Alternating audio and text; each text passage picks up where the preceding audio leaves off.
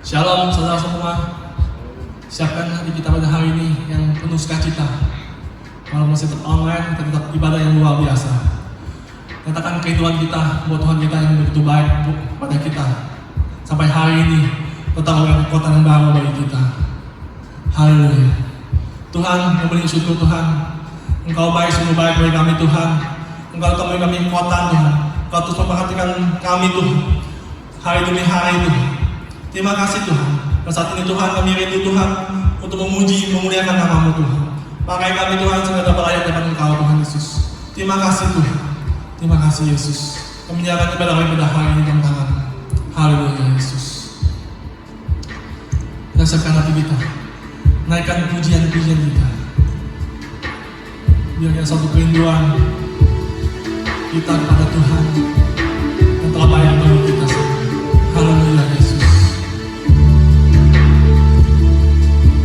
Bapak yang begitu baik. Terima kasih. Haleluya.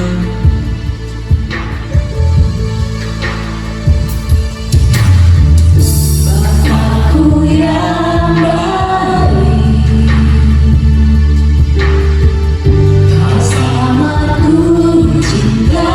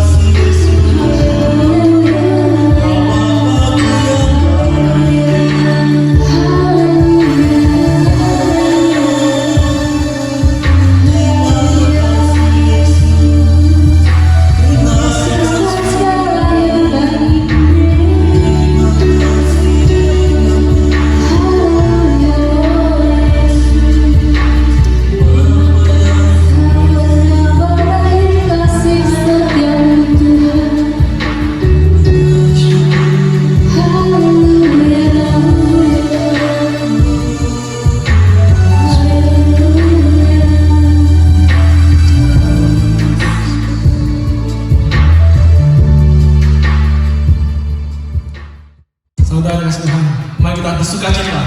Kita naikkan, kita mau mengatakan Tuhan itu baik bagi kita sekarang dan sampai selama-lamanya.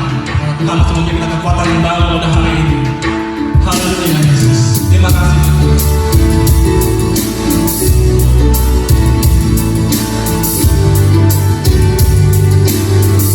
Kenapa Tuhan itu baik?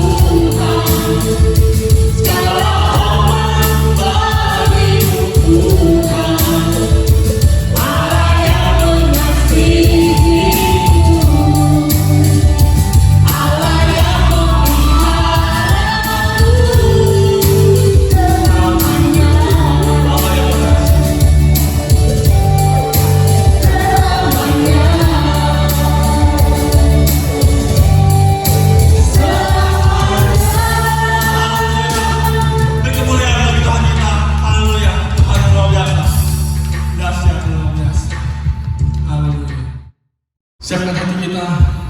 Sebentar kita akan menyembah Tuhan kita yang begitu baik bagi kita.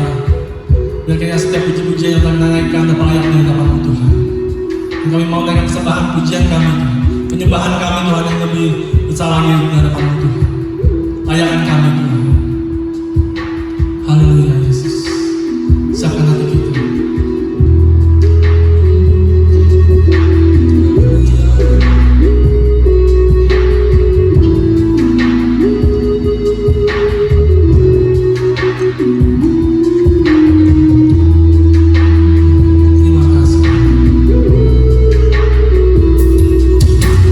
Bukan dengan kekuatan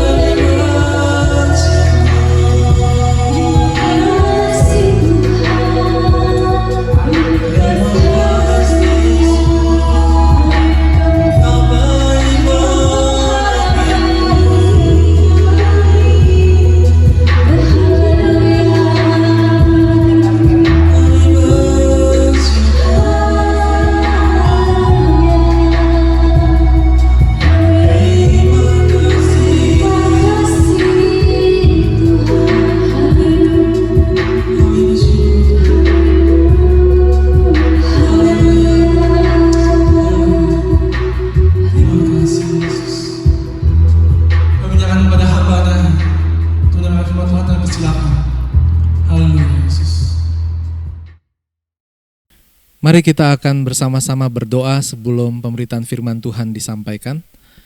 Bapa dalam surga, kami mengucap syukur buat hari yang baru yang Tuhan sudah berikan bagi kami. Saatnya saat ini kami boleh bersama-sama membuka kebenaran firman-Mu. Urapi hamba-Mu dan berkati setiap kami yang bersama-sama mendengarkan firman Tuhan pada saat ini. Terpujilah nama Tuhan, dalam nama Yesus kami berdoa. Haleluya. Amin. Shalom jemaat yang dikasih Tuhan, jemaat GBI Taman Surya 1. Apa kabar? Jawabannya pasti luar biasa. Kembali saya mengucapkan terima kasih kepada Bapak Gembala, Bapak Pendeta Tabrani Burcan yang memberikan saya kesempatan pada hari ini untuk melayani dalam pemberitaan firman Tuhan. Bapak Ibu, hari ini saya mengajak kita membuka Alkitab kita bersama-sama di dalam kitab Yakobus, pasal yang kelima, ayat yang ke-7 sampai ke-11. Yakobus pasal 5 ayat 7 sampai 11. Saya akan membacakan buat Bapak Ibu Saudara. Bersabar dalam penderitaan. Karena itu saudara-saudara, bersabarlah sampai kepada kedatangan Tuhan. Sesungguhnya petani menantikan hasil yang berharga dari tanahnya. Dan ia sabar sampai telah turun hujan musim gugur dan hujan musim semi.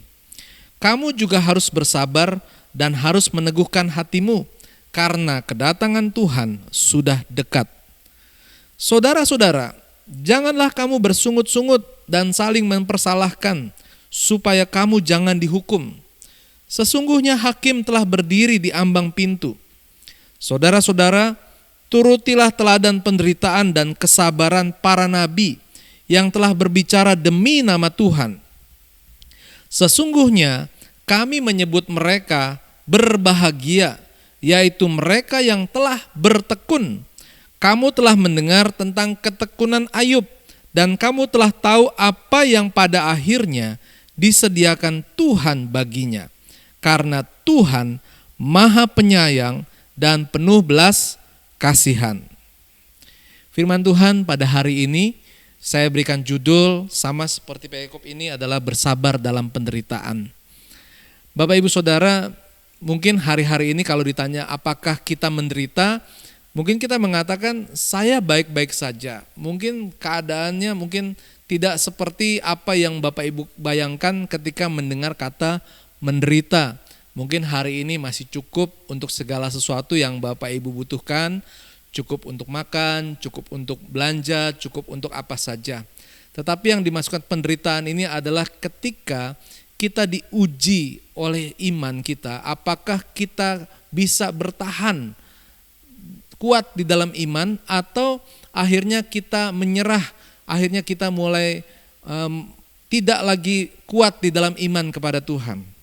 Bapak Ibu Saudara, Yakobus menuliskan surat ini kepada orang-orang percaya dengan tujuan. Yakobus ingin agar orang-orang yang mendapatkan surat ini mereka boleh bertambah dewasa di dalam Tuhan. Dan tema hari ini sangat menarik sekali, yaitu bersabar. Seringkali kalau Bapak Ibu mungkin sedang marah atau mungkin sedang kesal dengan satu hal, seringkali orang-orang yang dekat dengan Bapak Ibu Saudara mengingatkan untuk sabar, ya. Berkata sabar memang gampang Bapak Ibu Saudara. Tetapi bagaimana kita bisa melakukan kesabaran ini? Tetapi firman Tuhan memang mengatakan dengan jelas, kita harus bersabar. Yakobus berulang kali menuliskan tentang kata bersabar, ya. Sabar tentang apa? Sabar sampai Tuhan datang. Bapak Ibu, pengharapan kita itu pasti bahwa kita yang sudah diselamatkan oleh anugerah daripada Yesus Kristus yang telah menjadi penebus dosa kita, dia mati di kayu salib, itu pasti adanya untuk membuat kita yang percaya dan meminta ampun atas segala dosa kita diselamatkan. Dan sejak beberapa tahun yang lalu Bapak Ibu mungkin sudah mendengar bahwa Kristus akan datang. Dan kalau hari ini kembali firman Tuhan berkata Kristus akan datang. Mungkin Bapak Ibu berpikir sudah sekian lama saya menantikan seperti ini. Ya, inilah yang namanya kesabaran. Belum tentu Bapak Ibu Saudara besok atau mungkin tahun depan atau 10 tahun lagi, atau mungkin 20 tahun lagi, atau kita tidak tahu, belum tentu Yesus sudah datang. Artinya apa? Butuh waktu yang sangat panjang. Tetapi sebaliknya bisa saja dalam waktu yang sangat cepat Tuhan sudah datang. Karena apa? Kita tidak pernah tahu kapan Yesus akan datang kedua kali menjemput kita yang percaya. Tetapi yang Tuhan inginkan bagi kita sebagai orang percaya adalah bersabar. Sabar untuk menantikan kedatangan Yesus Kristus yang kedua kali. Sabar dalam arti apa? Tetap menjaga kehidupan kita. Jangan berbuat dosa. Mari lakukan firman Tuhan. Mari terus membaca dan merenungkan firman Tuhan. Setia dalam doa, senantiasa mengucap syukur kepada Tuhan. Bertekun di dalam segala sesuatu yang Tuhan berikan dalam hidup kita. Itulah yang harus kita lakukan, yang dikatakan bersabar dalam menantikan Tuhan. Ketika saudara melayani Tuhan, saudara mungkin ada rasanya mungkin merasa bosan atau merasa seolah-olah apa untungnya untuk melayani Tuhan. Disinilah kita melihat firman Tuhan mengatakan kepada kita untuk bersabar. Saudara yang kasih Tuhan, di dalam ayat berikutnya dikatakan bahwa sesungguhnya petani menantikan hasil yang berharga dari tanahnya, dan ia sabar sampai telah turun hujan musim gugur dan hujan musim semi. Ini memberikan makna kita harus bersabar dalam segala musim. Musim hujan, musim gugur, kita tetap sabar. Apakah kehidupan kita dalam keadaan baik? Kita tetap percaya kepada Tuhan. Apakah mungkin kita sedang menghadapi goncangan, pergumulan, tantangan, kesulitan, sakit penyakit? Kita tetap kuat di dalam Tuhan. Tuhan ada di setiap musim kehidupan kita. Yang percaya boleh katakan amin. Haleluya. Bapak Ibu Saudara, dikatakan juga kita harus bersabar, harus teguhkan hati. Dikatakan di sini ayat 8, kamu juga harus bersabar dan harus meneguhkan hatimu karena kedatangan Tuhan sudah dekat. Meneguhkan itu artinya adalah keputusan yang harus kita buat. Untuk apa? Untuk tetap pada pilihan kita. Apa yang menjadi pilihan kita? Percaya kepada Tuhan, tidak tergoyahkan, tidak tergiur untuk berbalik daripada jalan Tuhan, tetapi tetap percaya menantikan Tuhan datang kembali. Ada amin? Kalau orang katakan percuma orang Kristen menantikan kedatangan Tuhan, mana buktinya? Saudara, kita melihat bahwa Tuhan kita adalah Tuhan yang hidup. Mungkin mereka tidak bisa melihat, mungkin mereka tidak merasakan kehadiran Tuhan dalam kehidupan mereka karena mereka tidak percaya. Tetapi bagi kita yang percaya kepada Tuhan, Tuhan selalu hadir dalam kehidupan kita. Tuhan begitu nyata dalam segala kehidupan kita. Waktu kita berdoa, waktu kita meminta kepada Tuhan, kita ini sedang bicara kepada siapa? Kalau kita waras Bapak Ibu Saudara, kita itu waktu berbicara, kita berbicara kepada yang hidup. Ada amin? Karena Tuhan kita hidup, kita berbicara kepada Tuhan kita dalam doa kita, dalam seruan kita. Dan itu adalah perkara yang baik adanya. Tetapi sebaliknya Bapak Ibu Saudara, kalau kita berdoa, berharap kepada sesuatu yang mati, itu adalah perkara yang sia-sia dan bodoh. Oleh sebab itu Bapak Ibu Saudara, mari teguhkan hati kita. Karena kita adalah orang yang percaya kepada Tuhan. Kita telah mengenal kasih karunia Tuhan. Dan kiranya kita boleh tetap tinggal kuat di dalam Tuhan. Nah Bapak Ibu Saudara, kita akan belajar dari kegagalan yang terjadi dalam kehidupan kita. Jangan menjadi putus asa. Bersabar artinya kita percaya bahwa ini semua ada prosesnya. Sekarang kita hidup di zaman yang modern, bisa dikatakan canggih, kemajuan teknologi berkembang dengan pesat. Secara tidak langsung mendorong manusia itu ikut terpengaruh dengan kemajuan teknologi. Segala sesuatu ingin didapatkan cepat. Belum lama ini Indonesia juga melaksanakan pemilihan umum, baik DPR, DPRD maupun pemilihan presiden.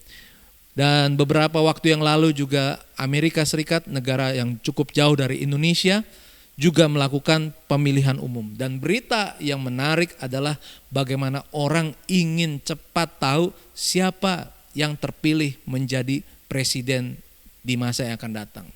Saudara yang kasih Tuhan, ini mendorong manusia ingin selalu cepat. Dan lupa tentang proses. Tuhan tidak berorientasi kepada hasil.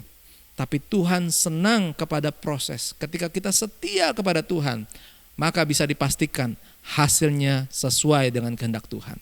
Tetapi sebaliknya, kalau kita tidak sabar, kalau kita mau melakukan segala sesuatu dengan cara yang cepat, ingin cepat kaya, ingin cepat sembuh. Supaya cepat kaya bagaimana? Dengan kekuatan manusia berpikir, oh saya harus minta tolong sama dia karena dia adalah orang yang berkuasa, sehingga kalau saya dekat dengan dia maka saya akan mendapatkan jabatan. Ini namanya jalan pintas Bapak Ibu Saudara. Oh, kalau ketika Bapak Ibu mungkin ada mengalami sakit penyakit, jangan pernah tergoda kalau ada orang mengatakan di sana ada orang yang pintar yang bisa menyembuhkan segala macam penyakit.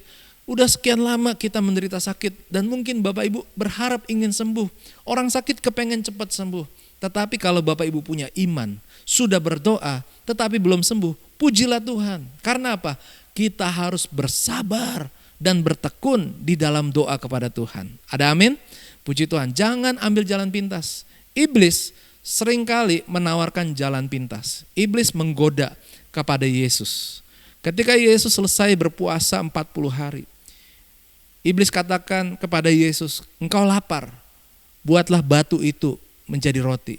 Yesus bisa membuat batu itu menjadi roti, sangat mungkin.